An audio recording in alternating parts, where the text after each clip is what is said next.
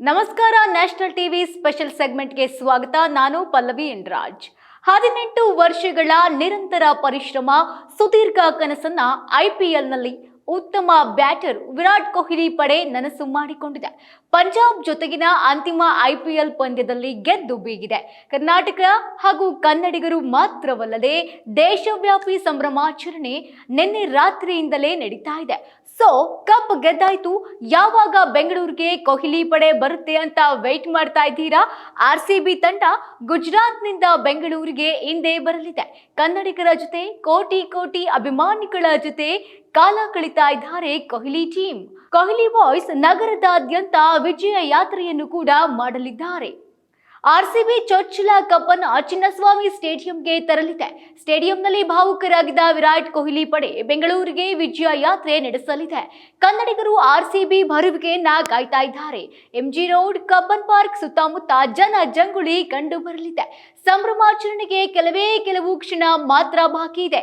ಹಾಗಾದ್ರೆ ಎಲ್ಲಿಂದ ಎಲ್ಲಿಗೆ ಈ ವಿಜಯ ಯಾತ್ರೆ ಅಂತ ನೋಡೋದಾದ್ರೆ, ಬೆಂಗಳೂರಿಗೆ ವಿರಾಟ್ ಕೊಹ್ಲಿ ಟೀಮ್ ಬರಲಿದೆ. ಸಂಭ್ರಮಾಚರಣೆಗೆ ಭರ್ಜರಿ ವೇದಿಕೆ ಕೂಡ ಸಜ್ಜಾಗಿದೆ. ವಿಧಾನಸೌಧದಿಂದ ಚಿನ್ನಸ್ವಾಮಿ ಸ್ಟೇಡಿಯಂವರೆಗೆ ಈ ವಿಜಯ ಯಾತ್ರೆ ನಡೆಯಲಿದೆ. ತೆರೆದ ವಾಹನದಲ್ಲಿ ಕನ್ನಡಿಗರಿಗೆ ವಿರಾಟ್ ಕೊಹ್ಲಿ ಸೇರಿದಂತೆ ಇಡೀ RCB ಟೀಮ್ ದರ್ಶನ ನಡೆಯುತ್ತೆ. ಕನ್ನಡಿಗರೊಂದಿಗೆ ಸೇರಿ ಗೆಲುವನ್ನ ಸಂಭ್ರಮಿಸಲಿದ್ದಾರೆ ನಮ್ಮ RCB ತಂಡ.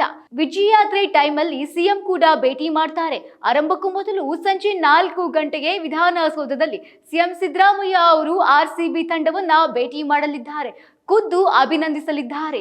ವಿರಾಟ್ ಕೊಹ್ಲಿ ಜೊತೆಗೆ ಕೆಲವು ಹೊತ್ತು ಟೈಮ್ ಕೂಡ ಸ್ಪೆಂಡ್ ಮಾಡ್ತಾರೆ CM ಸಿದ್ದು.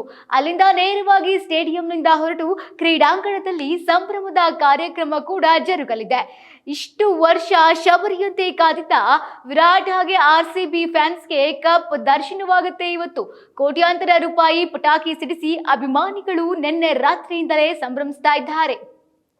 ಈ ಸಂಬಂಧ ಕಬ್ಬನ್ ಪಾರ್ಕ್, ಲಾಲ್ಬಾಗ್, ಅಂಬೇಡ್ಕರ್ ಬೀದಿ, MG ರಸ್ತೆ, BBMP ವೃತ್ತ ಸೇರಿದಂತೆ ಚಿನ್ನಸ್ವಾಮಿ ಸ್ಟೇಡಿಯಂ ಸುತ್ತಮುತ್ತ ಟ್ರಾಫಿಕ್ ಜಾಮ್ ಕೂಡ ಆಗಲಿದೆ. ಆ ಮಾರ್ಗದಲ್ಲಿ ಬರುವವರು ಸ್ವಲ್ಪ ಎಚ್ಚರಿಕೆಯನ್ನ ವಹಿಸಬೇಕಾಗತ್ತೆ. ಒಟ್ನಲ್ಲಿ ವಿಶ್ವ ಕಪ್ ಗೆದ್ದಿದ್ದಕ್ಕಿಂತ ನಮ್ಮ RCB ಫ್ಯಾನ್ಸ್ ಸಂತೋಷವನ್ನ ವ್ಯಕ್ತಪಡಿಸ್ತಾ ಇದ್ದಾರೆ. ನೀವು ಕೂಡ ಕಿಂಗ್ ಕೊಹ್ಲಿ ಅಂಡ್ ಟೀಮ್ ನ ನೋಡ್ಬೇಕು ಅಂದ್ರೆ ಅಲ್ಲಿಗೆ ಬರಬಹುದು. ಇದಾಗಿತ್ತು ಈ ಟೈಮ್ ನ ಸ್ಪೆಷಲ್. ನೋಡ್ತಾ ಇರಿ ನ್ಯಾಷನಲ್ ಟಿವಿ.